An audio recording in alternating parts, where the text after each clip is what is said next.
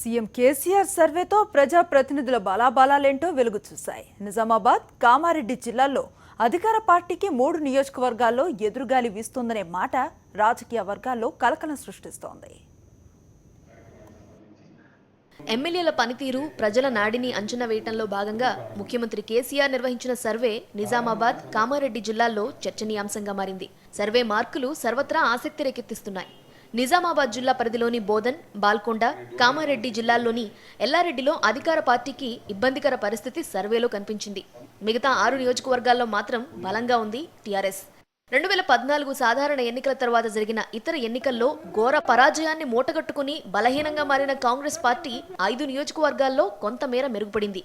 బాల్కొండ, బాన్సువాడలో 30కి పైగా స్కోర్ సాధించడం, బోధన్, ఆర్మూరు, ఎల్లారెడ్డిలో 20 మార్కులు దాటడం కాంగ్రెస్కు కాస్త ఊరటనిచ్చేదే. టీడీపీ పరిస్థితి దయనీయంగా ఉన్నట్టు సర్వేలో తేట తెల్లమైంది.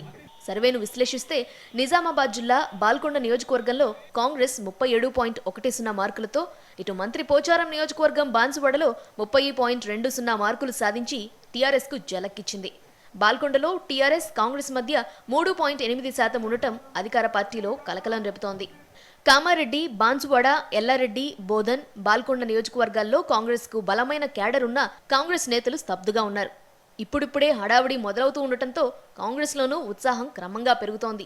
బాల్కొండలో మాజీ ప్రభుత్వ విప్ ఈరవత్రి అనిల్, కామారెడ్డిలో శాసనమండలి ప్రతిపక్ష నేత షబ్బీర్ అలీ, బోధన్లో మాజీ మంత్రి సుదర్శన్ రెడ్డి పార్టీ పటిష్టతపై దృష్టి సారించడంతో కాంగ్రెస్ క్యాడర్లో క్రమంగా నిరుత్సాహం తొలగిపోతోంది.